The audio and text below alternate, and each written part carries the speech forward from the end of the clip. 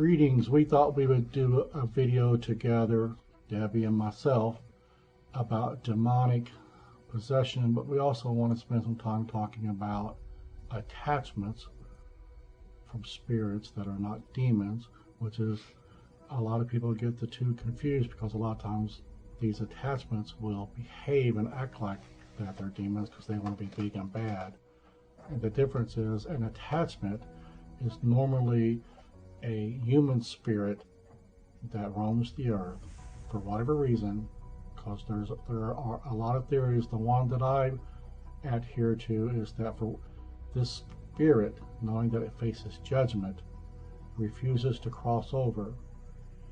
So therefore it lingers and it looks for a host, a living host that it can attach itself to and continue to live in a bodily form. So first we're going to talk about how people open themselves up to being possessed by demons or getting an attachment. So I got a little artwork that Debbie did. It's pretty fancy. Oh yeah, totally. And what I want to point out is all of us have a physical form. All of us have a living soul. Where we're getting to trouble is that not all of us realize that we also have a spiritual void that has to be filled by something. So we go about and we're not happy.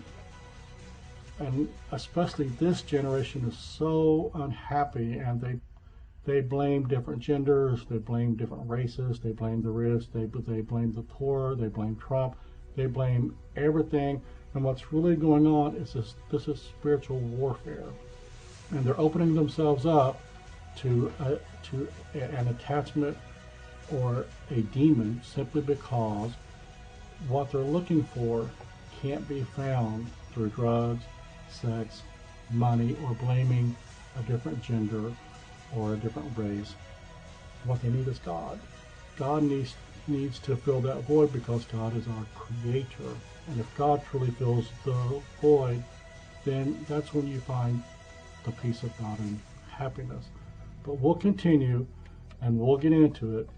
And we're going to start off by keeping it simple and just talking about how people, when they don't look towards their creator for peace and for contentment, and they look towards things like drugs, alcohol, sex, and blaming other people and being violent and angry,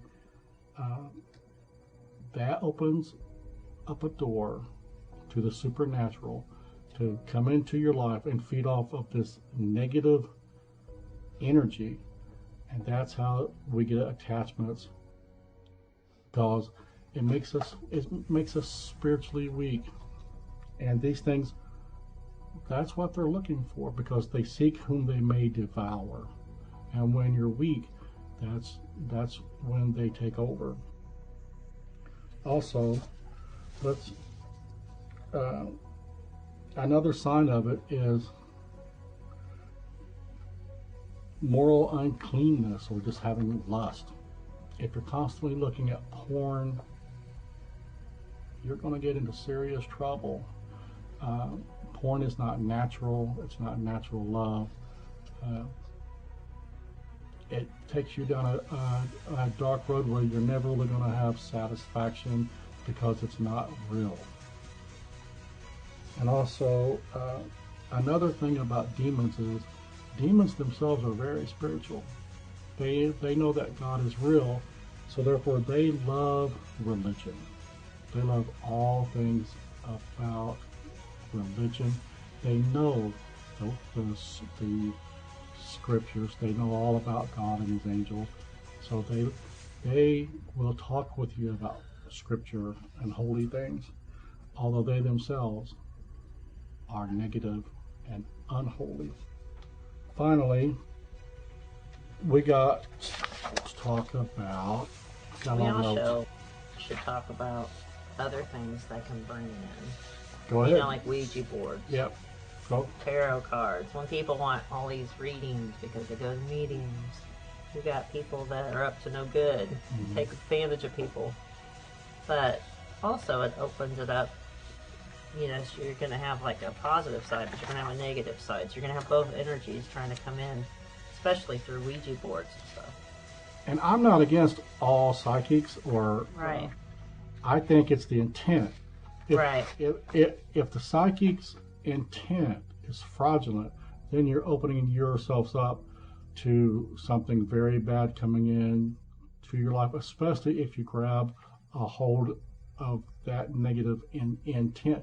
You have to be very careful when you're taking in somebody else's energy and their advice into your life, correct? Right. And most people are open to stuff because they want answers, especially when they want to talk. They want answers about if their loved ones have passed over. Are they okay? You know, are they in heaven? Is there a hell? You know, so they'll seek out answers, and a lot of people will turn to, like, if they don't go to mediums, that's when they do Ouija boards and things like that, and they don't realize what they're opening themselves up to.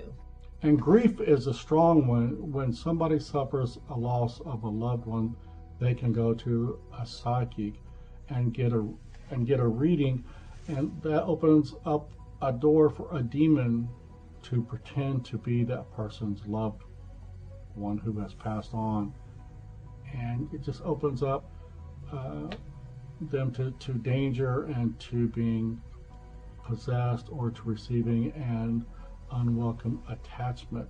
You have to be very careful.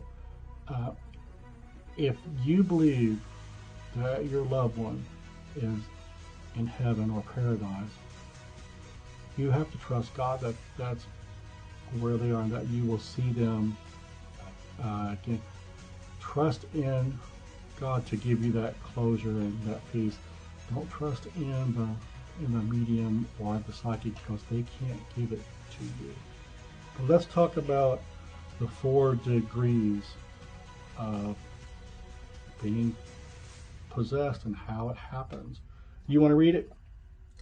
4 degrees. It's right there. The first one is infestation. Yep. This is a haunted house type.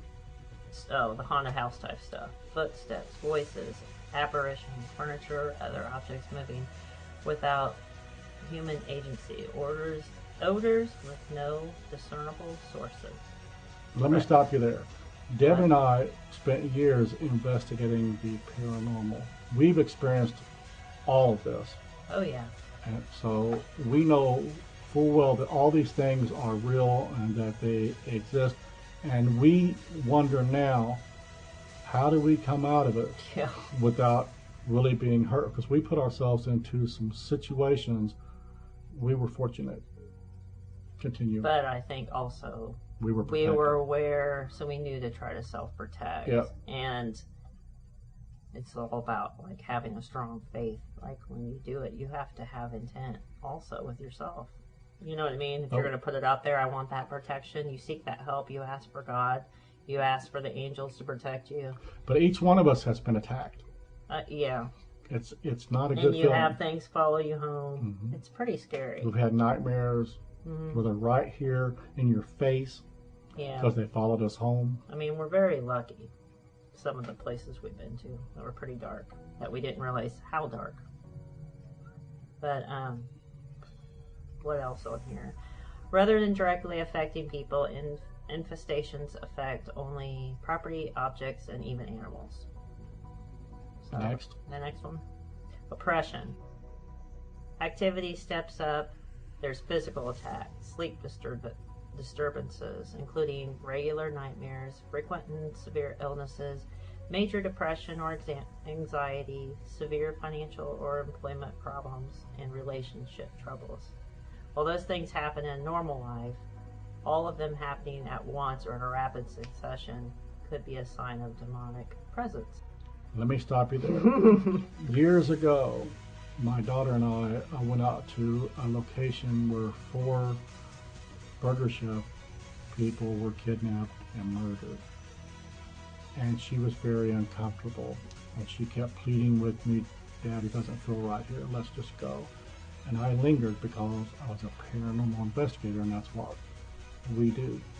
Well, something followed us home, and for a week we couldn't sleep. This thing would not allow us to sleep. It was in the house. It was very dark. It was very mean. It was very negative.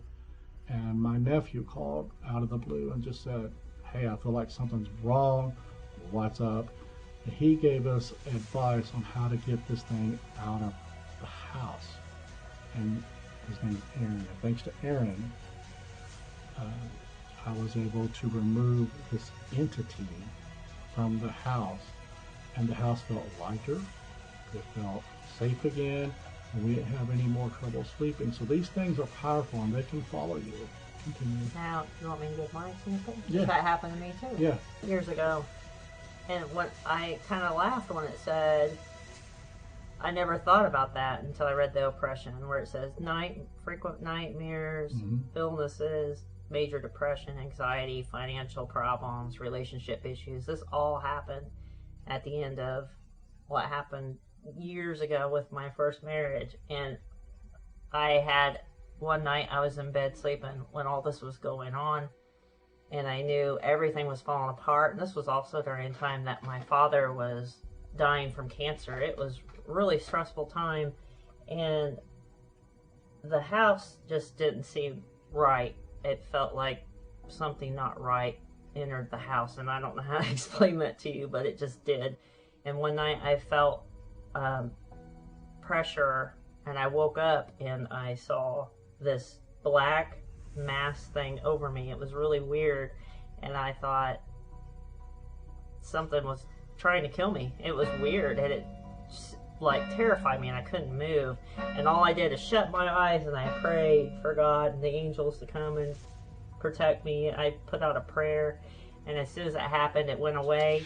And then I find out the next morning, my ex came to me and said, "Oh, I'm so depressed, and I just want to tell you, I think I let something in the house because I invited all this stuff in." And apparently he was dabbling and stuff, and he invited it in the house. I had no idea. So it was very odd that happened, and then the next day he just comes to me crying and all upset that he thinks something's going on because he invited something in. So that's what happens. We actually have to invite a demonic spirit or an attachment to happen.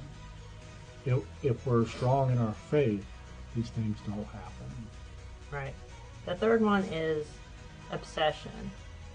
As the name implies, at this stage, the afflicted person has a hard time functioning, being constantly preoccupied with thoughts of demonic activity, commanding his or her life, frequent thoughts of suicide as well, and then sleep becomes nearly impossible.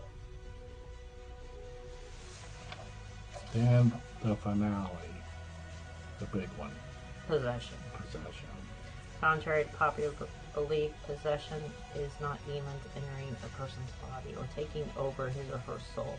A person's free will is never removed, it's only severely compromised.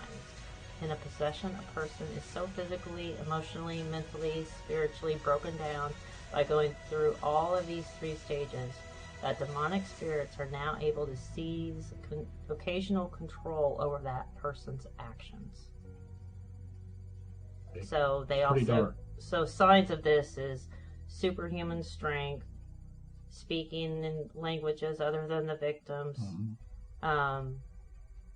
aversion to holy objects, knowledge of events or facts of the victim that the victim would not possibly know. And according to the diocese exorcist Gary Thomas, whose story was made famous of the movie The Rite, the changing of facial features. And you got an example of like seeing some of that. Well, I can tell you just a short story about the one time in our church where we had a young girl come in and she went up for prayer, and as she was being prayed for, a male voice screamed out from her. This was a girl who probably weighed 120 pounds max, and this male voice screamed out, it either said leave her alone or leave me alone. and it was very dark, and the whole church was stunned. Like, what? And she started to shake. And within a few moments, she was squirming along the floor of the church like a snake, and her tongue was going in and out. And the elders grabbed her, and she was very strong, and they held her. And the church did an exorcism right there on the spot. And this went on for a couple of hours, and she was eventually freed. But it was after this male voice was screaming, leave me alone, she belongs to me, and her eyes became very blackened and fixed. It was kind of like looking at a snake, I mean, or a shark, just very black eyes, and you could tell that this thing, if it could have, it would have harmed all of us. It did not like us, it wanted to harm us, but in the end, it left her, and afterwards, her face was glowing. She had peace. She was calm. It was like a different girl. She was just changed. It was a miracle.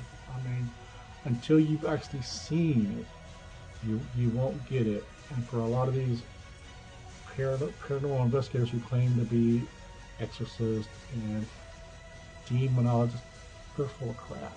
These people are, they've watched too many shows of ghost adventures and ghost hunters.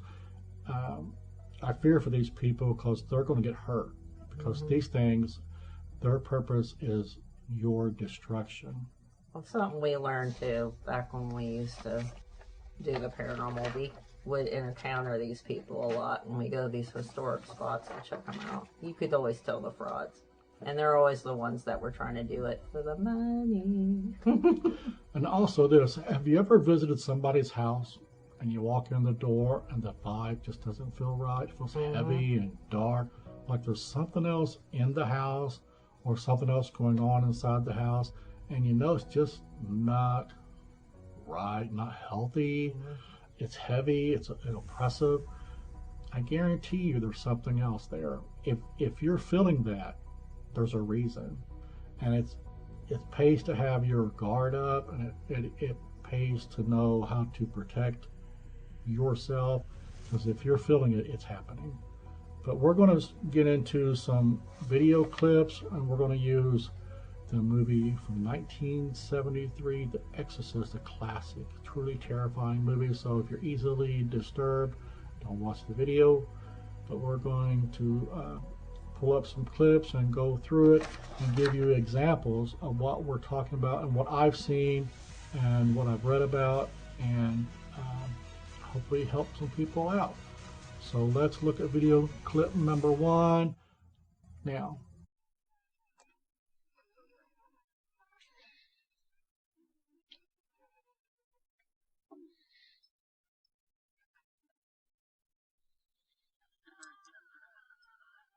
Stick your cock up her ass, you motherfucking worthless cocksucker. Be silent!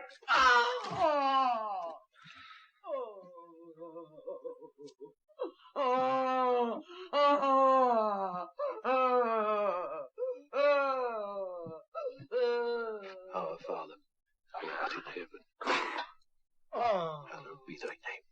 Thy kingdom come, thy will be done on earth as it is in heaven. Give us this day our daily bread. Give us our trespasses, as we forgive those who trespass against us. Lead us not into temptation, but deliver us from the evil one. Save me, O God, by thy name. By thy might defend my cause. Proud men have risen up against me, and men of violence seek my life. But God is my helper, and the Lord sustains my life.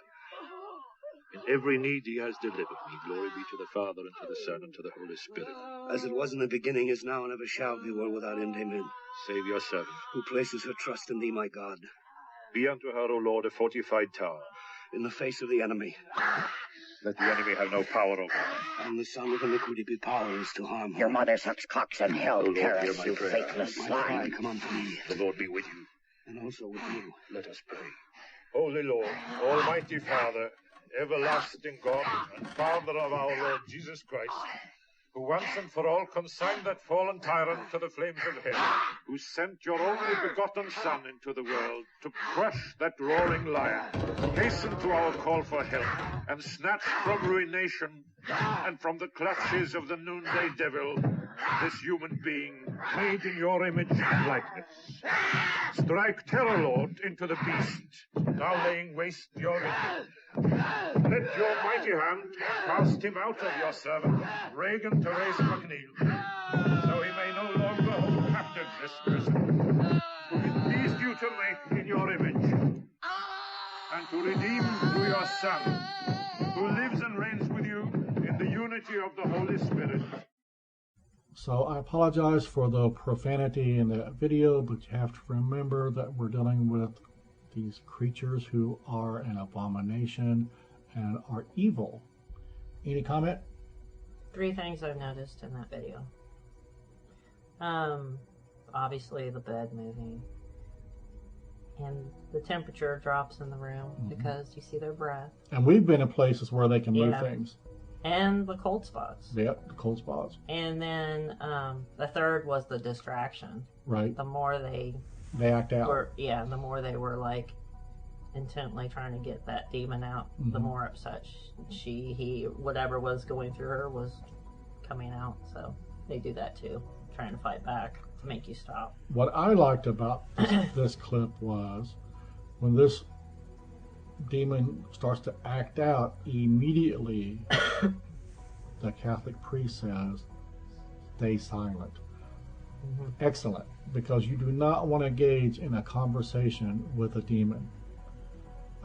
That's a very bad road to travel down. These things are thousands of years old. Just don't engage in any form of dialogue with demons or attachments. Go ahead. Fear. Yeah. Did you notice when they the want to make you older afraid. one was like no fear, and the new one was like because they feed on it. And he's kind of telling, trying to look at him like don't show fear. Yeah, don't fall for the show. Because they prey on that weakness. Because they put on a big show. Demons appear to be very strong and powerful. They are not. If they were truly powerful, they would kill every person on this planet. They cannot do that. What happens is we open ourselves up to trouble. We invite them in. But let's watch the second clip here right now. Dime, why you do this to me? Please, Dime, I'm afraid. You're not my mother. Dime, please.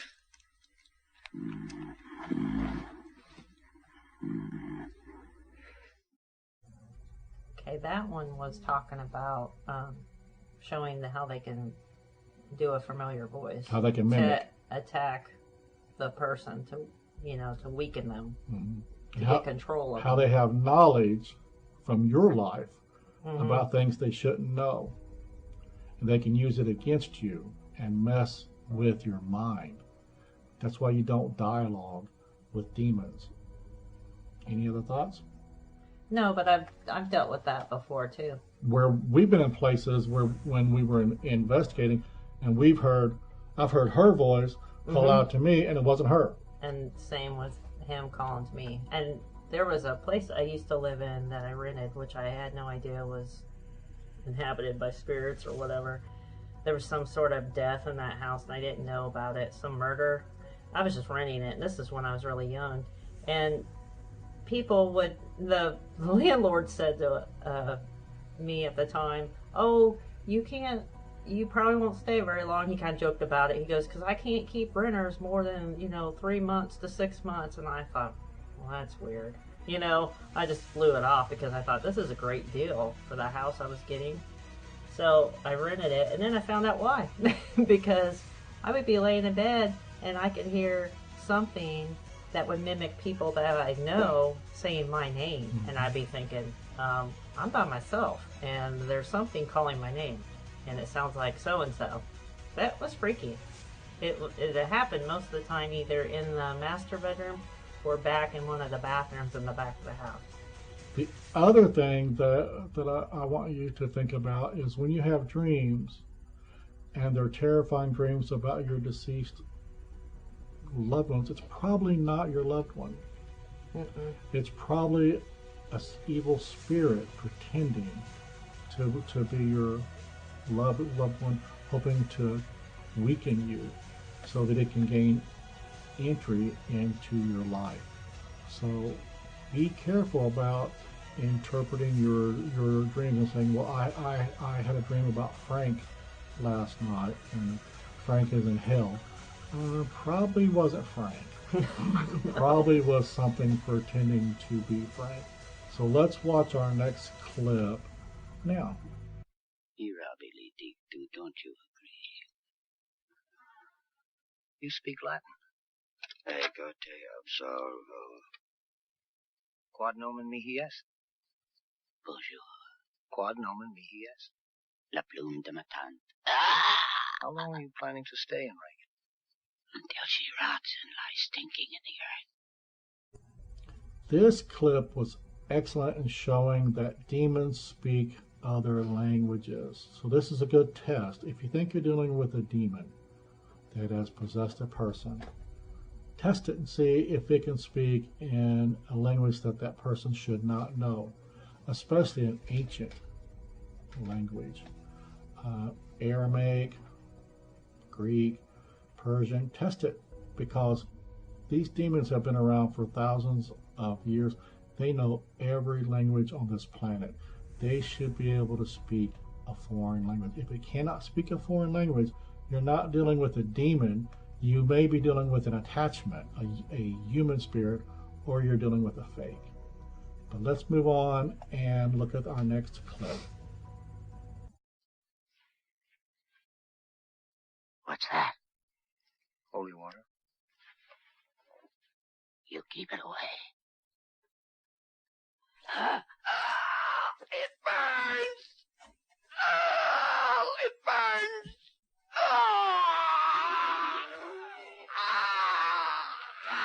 Give us time! It is warm in the body. I feel. Fear the priest. Give us time. Marin!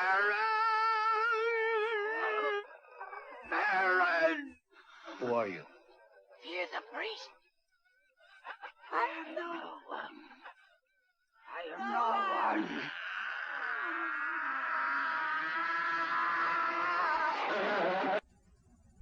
Okay, that clip was about showing like multiple voices, and what else? We were just That they have an aversion to holy things, and they can speak in multiple voices at one time, and also they have the gift of speaking backwards. So if you think again that you're dealing with a demon possessed person, challenge them to talk backwards. something I was always wondering. Why Latin? Do you know why? That is from the Catholic Church, so they taught Catholic priests, because these demons know Latin, they know all the languages, so these demons do it to taunt. It's just another taunting. Okay, I always wondered that. Yeah, it's like if they're in France, then they can speak German for Lutherans. It's just a way to taunt. That's all that's going on. These demons know how to get under a person's skin, and they will use whatever means is necessary. Kind of like the band version of Antifa, by any means necessary. So we're going to move on and look at the next clip.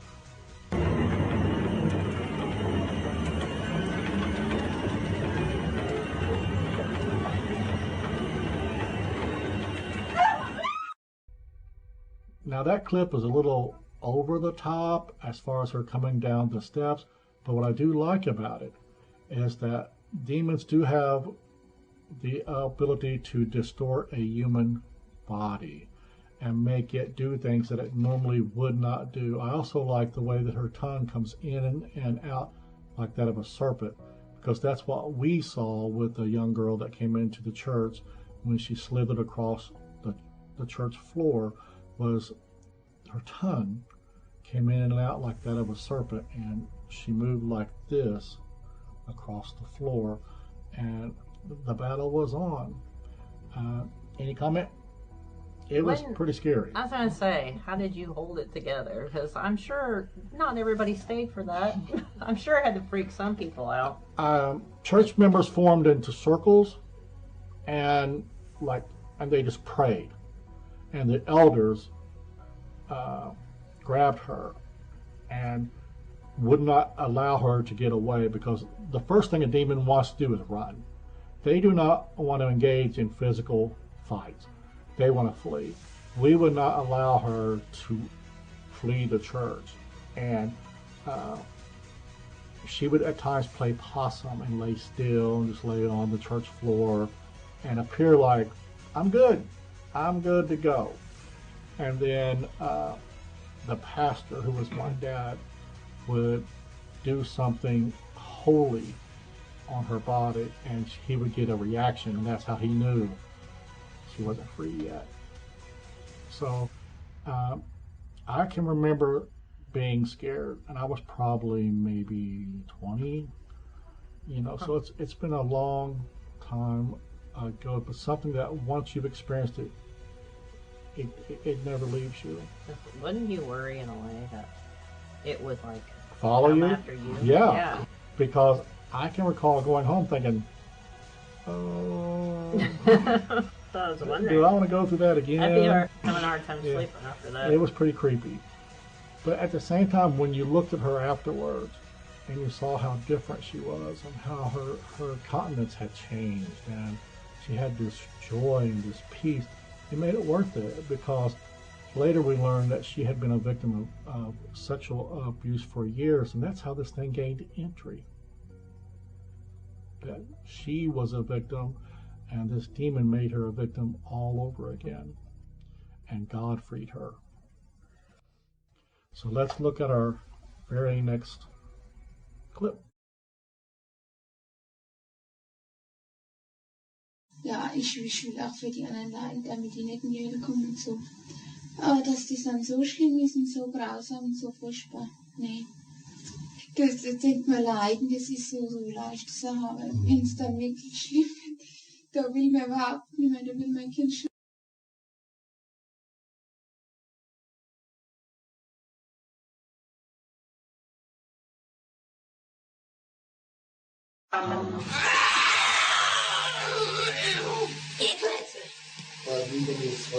Nein, ihr Klötze! Der war mir Klötze! Oh, so der will auch nicht, oh, ich geh auch nicht, oh. Sind wir schon 3? Ah, wie. Was ist so eine Scheiße?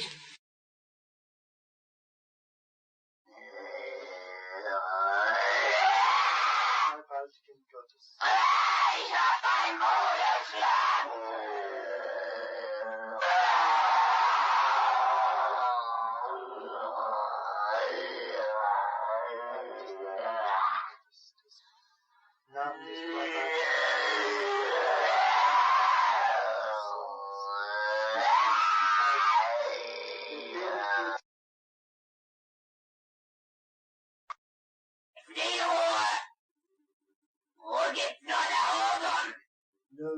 Ruhe gibt's nur dort, wo die Liebe ist. Ja, bei uns gibt's nur Hass.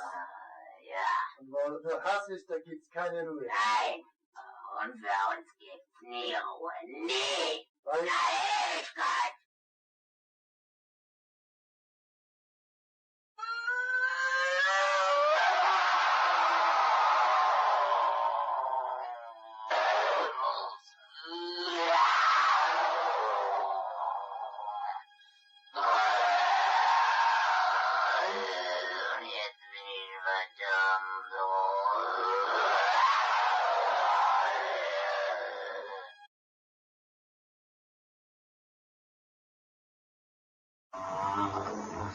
Die müssen in eigenen Seminaren ausgebildet werden, die dürfen nicht auf die anderen Universitäten.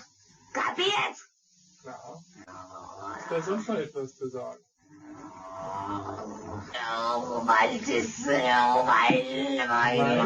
Nej, det tar ett grus i denna.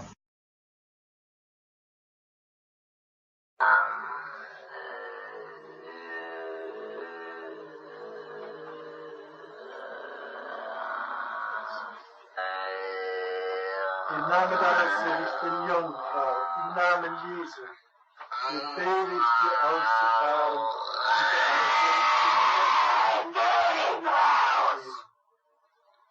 Im Namen des dreifaltigen Gottes, des Vaters, im Namen des dreifaltigen Geistes, befehle ich dir auszufahren und nicht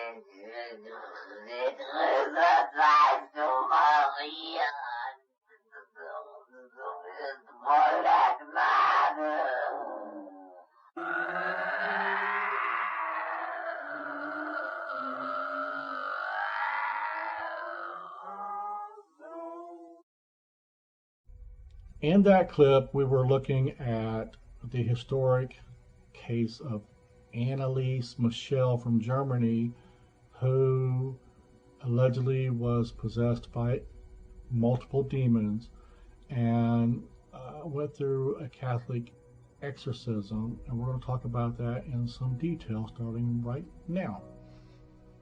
Well, it's pretty well known about her exorcism, and I was like checking into it because I wanted to know what caused all this to start, because it's kind of like we hear the story, we hear the videos and see the pictures, but what caused this to even start to begin with, to say she was possessed?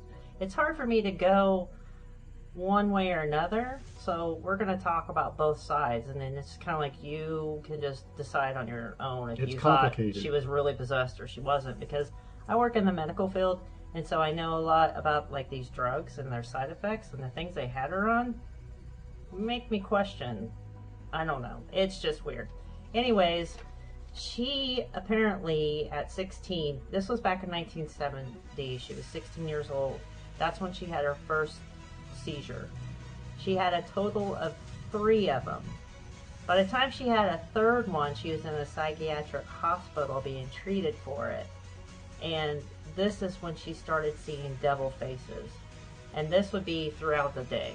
It would just be on and off occasionally. It could happen anytime during the day and at night.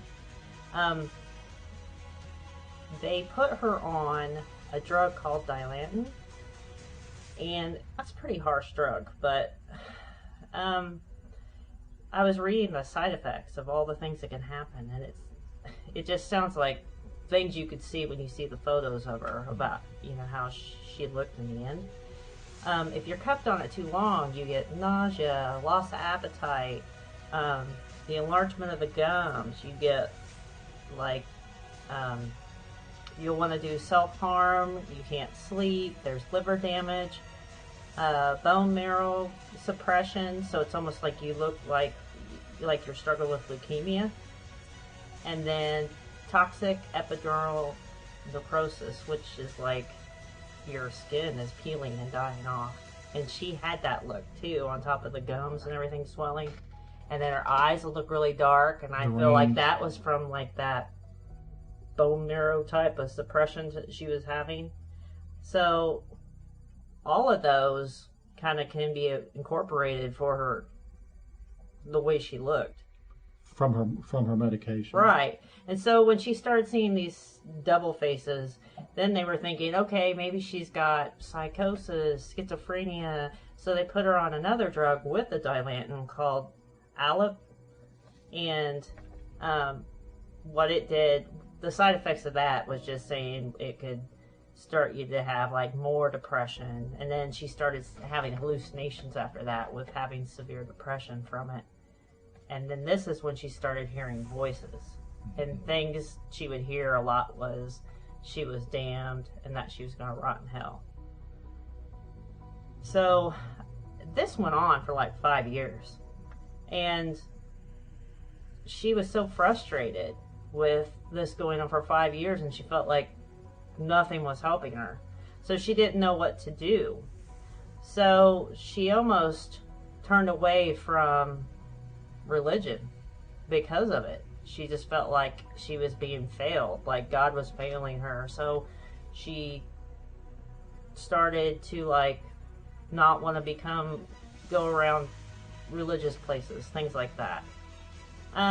She goes to her family, a friend that used to do pilgrimages. I don't know how to say it. Well, you said it right. And she goes to this person and says, "This is what's wrong with me. I've been dealing with this for years. I don't know what to do." And this person said, "Well, sounds like you need an exorcism." They just said, "You seem possessed, and it's not, your seizures," which I find, I don't know, it's just a little weird to me.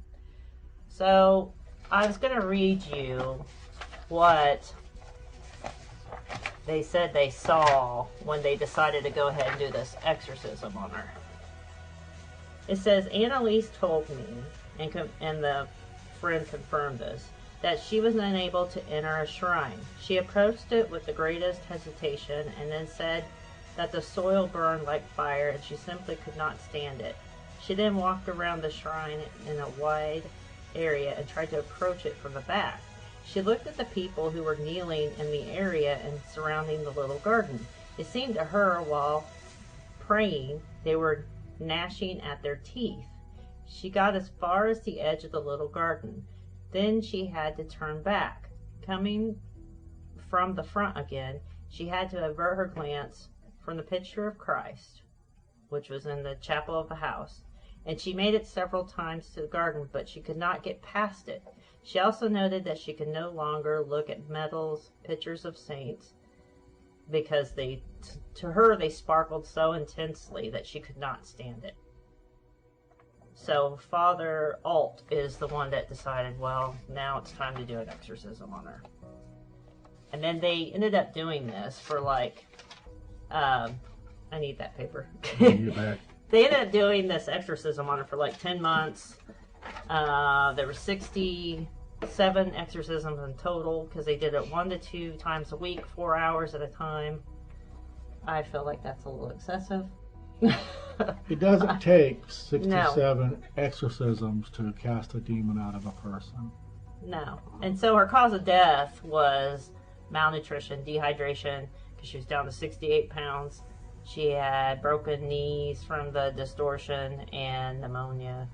But I can see why they were charged with negligent homicide, because you're doing this for so long and you don't seek her any medical help. She's no longer eating, she's no longer drinking, right. But you don't take her to the hospital. Right. No fluids, no food, no criminal. Nothing. It's just... They allowed her to starve to death.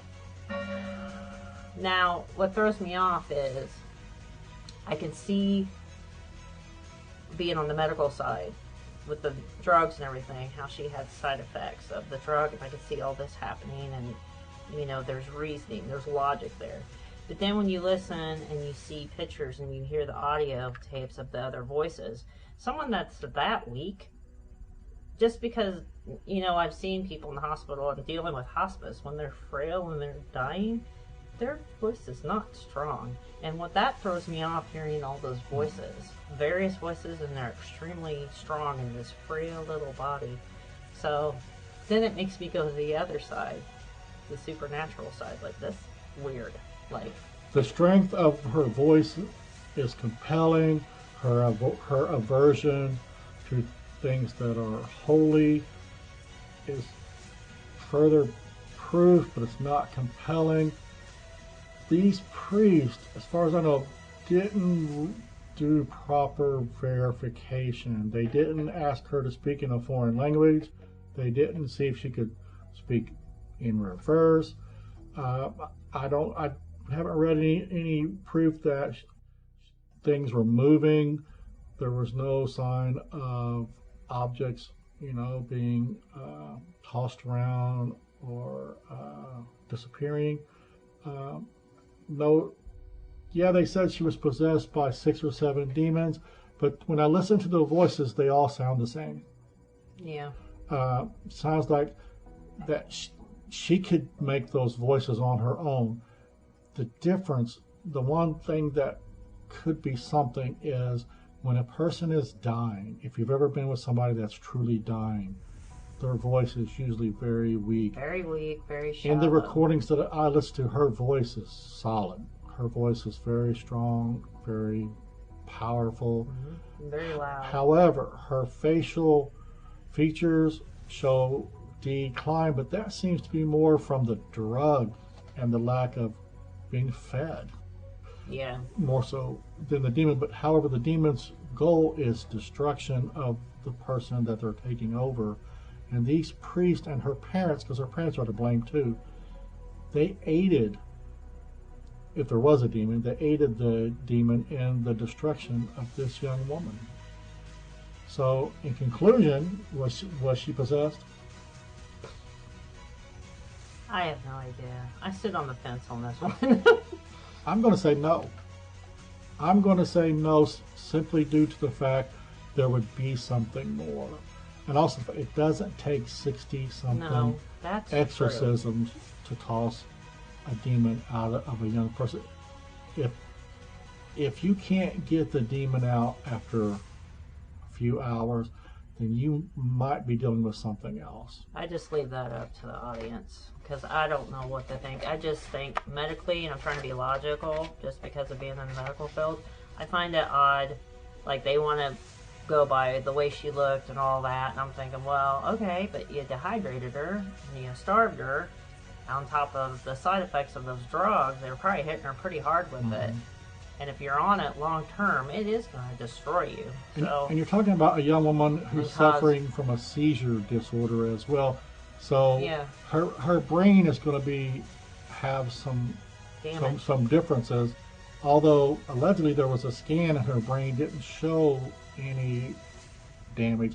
See, I don't know about that. I'd like to check into that more to see if that's legit or not. I don't know what to think about that.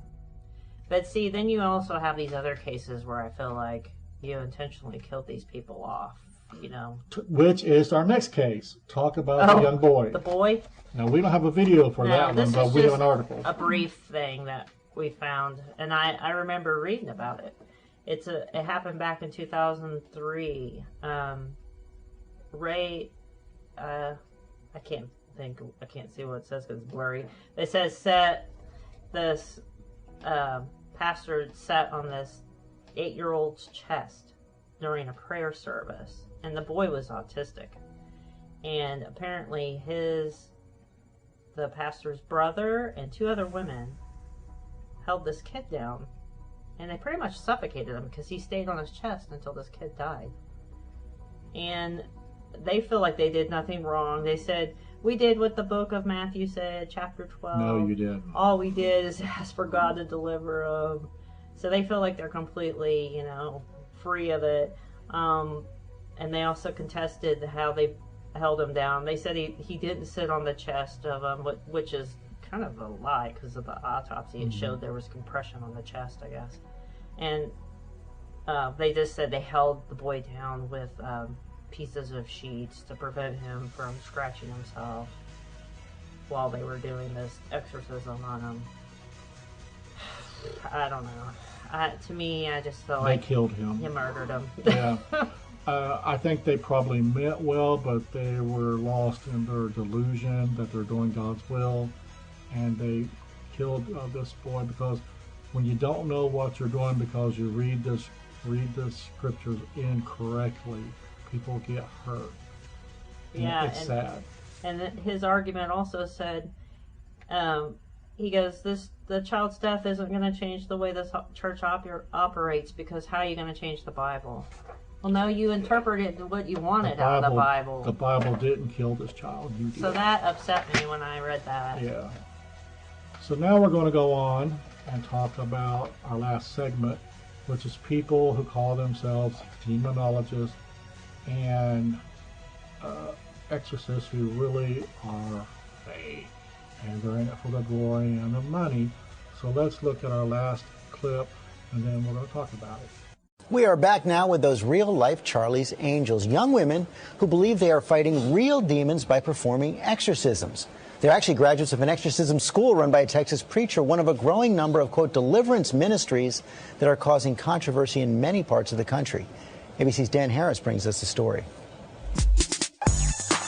They're black belts in karate, they're ace horseback riders, and they're also demon fighters.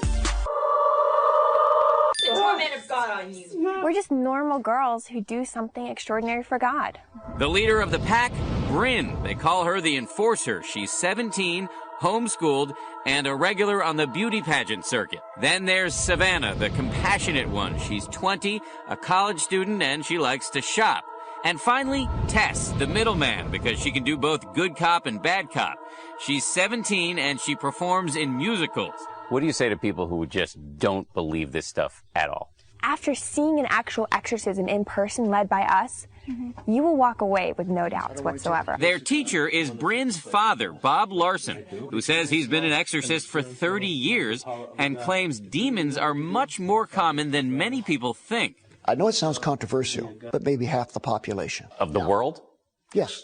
This woman's name is Gina. It's her first exorcism. The girls summon the demon within her, and then the demon apparently takes over Gina's body and speaks. But isn't it possible that if people are coming to you and they happen to be mentally ill and you're giving them an exorcism, that maybe you're making them worse? No. We do this under Dad's supervision. We never do it alone. But her dad, Bob Larson, has been accused of being a fraud. The argument, I would imagine, is this guy's taking money from people who really need psychiatric help, and he's charging them money to perform these bogus... Well, now, wait a minute. You're paid handsomely. So is anybody who has a responsible position in the public eye. And we have to fund what we do. Whatever you think of what Bob Larson and his young proteges are doing... See, I believe in one God. We may be about to see much more of them. Larson says he's currently weighing several offers for new reality shows starring the girls. For Good Morning America, Dan Harris, ABC News, Phoenix. The first clue that this guy and his daughters are frauds is they're in it for the money and the fame.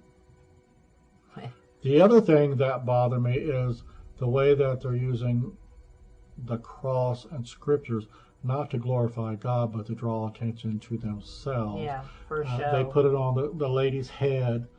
Tells me they've been watching too many shows like Ghost Adventures and The Exorcist to get their exorcism just right. That's really not how it's done. You really don't need props. You don't need all these theatrics in order to do an exorcism. This is spiritual warfare. It's the Holy Spirit, the Spirit of God, versus an attachment or a demon spirit. You're not doing anything. Well, It's Holy Spirit against an evil or a dark spirit. Well, he also talks about how they're looking for a reality show. Yeah, So he's in it. He's in it for the money and using his young daughters as demon bait. Mm-hmm. They're fortunate that they haven't been harmed. Trying to make them look all sexy. Yeah, and like cute. they're sexy demon, And then going slayers. to the Ukraine and milking people out of their money because these people are looking for a sign from God and having faith. And that's why the Bible says to beware of wolves in sheep's clothing. These people are wolves and they should be ashamed of themselves. So I hope this video helps. There are people who have experienced being possessed and who have attachments. I encourage you to get help. Like I said, we have investigated many places. We don't do it anymore because we realized we were putting ourselves in danger and stirring things up, and we were fortunate that we weren't ourselves really, really hurt or possessed. Yeah. I pretty mean, crazy. I saw her face when we were in Point Pleasant and something jumped on her. Oh yeah, that was not a good thing either. You know, it's frightening. So I wish everybody well. Please click subscribe and ding the bell so you'll be notified when we do videos. Yeah.